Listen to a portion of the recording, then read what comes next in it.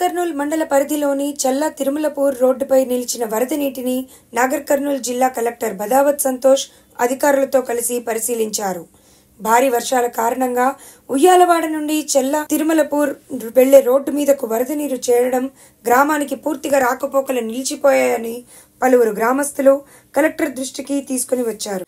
రాష్ట్ర స్థాయి అధికారుల దృష్టికి సమస్యను తీసుకుని వెళ్లినట్లు, సమస్య పరిష్కారానికి త్వరితగతిన చర్యలు తీసుకునేందుకు జిల్లా యంత్రాంగం సంసిద్ధంగా ఉందని జిల్లా కలెక్టర్ తెలిపారు.